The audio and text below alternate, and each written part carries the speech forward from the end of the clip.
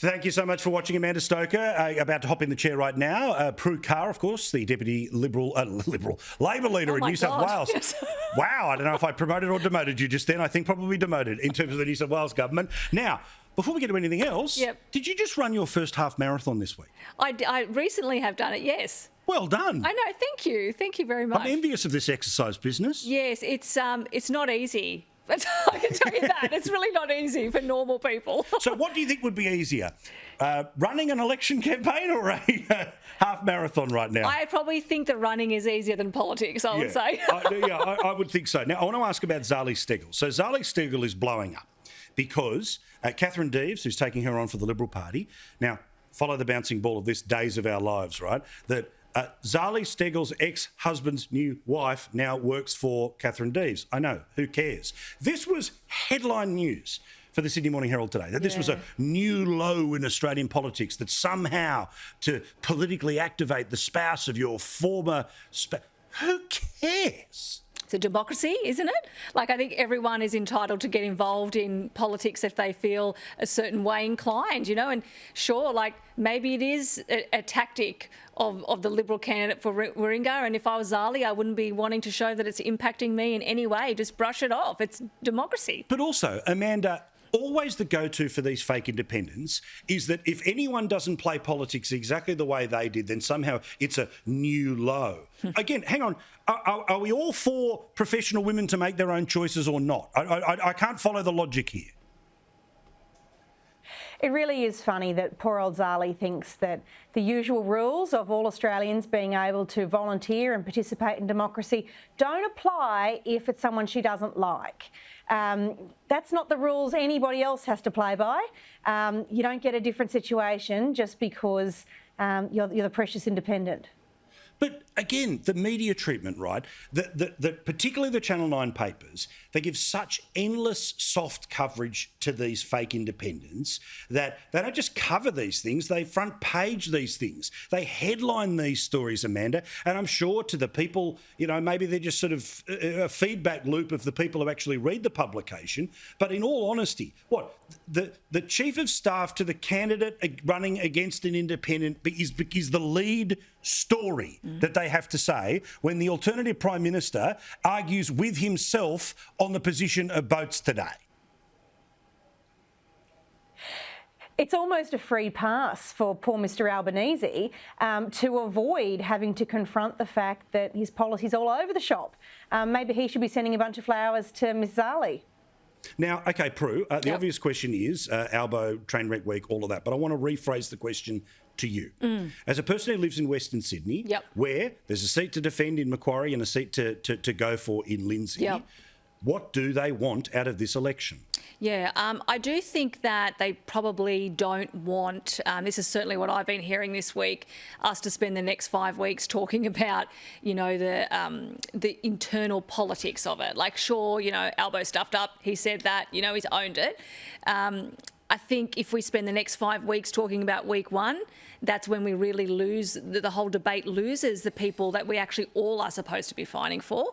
What they want is they want, you know, a vision for the Prime Minister, an alternative vision from Labor, and hopefully we can actually return to the substantive issues that we're all fighting on at the election, because that's what people care about in the midst of their busy lives, right? And then, Amanda, in Queensland, again, I mean, I don't think it's immaterial what's happened this week. I think that there's plenty to see, plenty about judgment, plenty about the seriousness of the alternative. But again, in the real world, what are people saying to you about what they expect of this election campaign to decide who governs the country? Look, I think what people have taken away from this week is something that actually is much more important than my colleague on the screen has just indicated, and that is to say, if Mr Albanese isn't thinking about my job and how to get people like me into a job, if he's not thinking about the cash rate and how that affects whether or not I can affect my pay my mortgage, then what is he thinking about? And if he's not thinking about what's necessary to make our economy strong and to give us a secure future, what exactly is he all about?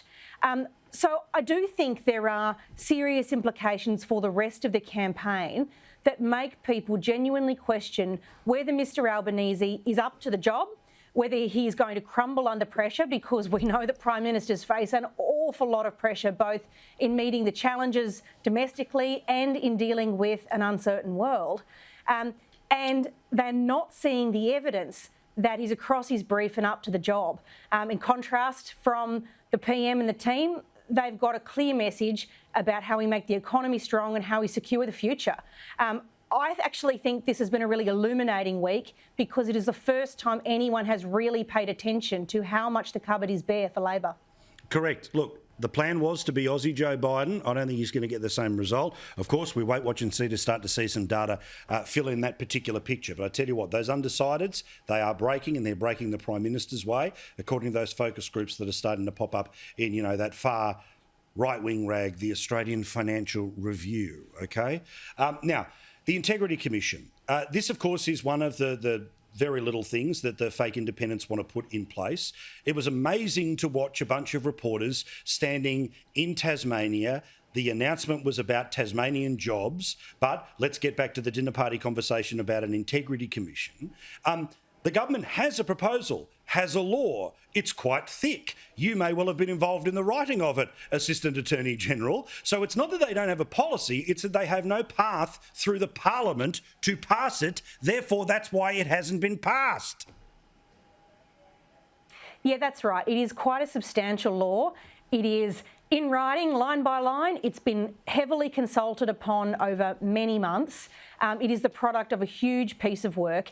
And importantly, it balances the need to stamp out corruption, noting that we already have 13 agencies dealing with corruption at the federal level, and we are in the top 20 worldwide for being a low corruption jurisdiction. But nevertheless, we've got to keep on top of it, versus the risk of undermining the fundamental institutions of the justice system by creating a body with star chamber powers. We get that balance right. Now, if Labor's prepared to get on board with it, we will make it our first priority to legislate it.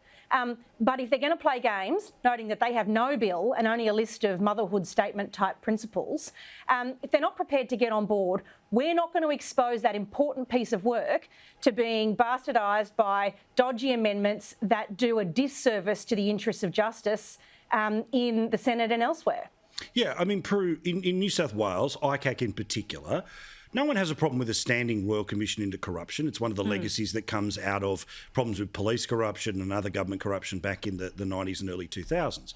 But I think what most people would see about the New South Wales model is this sort of this sort of star chamber style thing where to be accused means you are guilty, and people automatically are assumed guilty despite the fact that the report ends up saying they're not. They have to walk in and out of something that looks like a courtroom, sounds like a courtroom. So again, the concept of some level of oversight, I've got no problem. But the idea of a standing Royal Commission into question time scandals, I just don't think normal people demand that. If they see an act of corruption that needs to be weeded out, then okay, that's what this comes to deal with. But the idea of, the stood down minister for insert question time scandal walking in and out of something that looks like a court only to be found not to be corrupt, that's a waste of everyone's time. You're right, Paul. People definitely do have a problem with that, but certainly in New South Wales, and let's face it, we've had a really long and torrid history with this sort of stuff, is they do actually demand that politicians in particular, putting aside public officials, but politicians be held to the very highest standards, and that has to go for federal as well. And look, I'm just going to say, like, if the Morrison government was actually fair income about doing this, they would have found a way to write the bill and get the numbers through the House and the Senate in this term of Parliament, and they just haven't done it. They can talk to their blue in the face about how they value integrity in government, but honestly, they would have found a way to do it if they were serious about it, and they promised it at the last election, and here we are again in the campaign. And they have. I am serious, Amanda. No, like you would. If you guys were serious, you would have got on board. It would be You're done, the government. Dusted, It's not up to Labor. You're the government. You're the government. Well, how is it up to the opposition? There's this thing called the Senate. Get and the in numbers, Senate, Amanda, you in the guys Senate. have blocked it every step of the way. Get the numbers in the Senate if you stand by your bill. Get the numbers. But if Jackie Lambie says and we would take Senator your Alliance numbers says any time.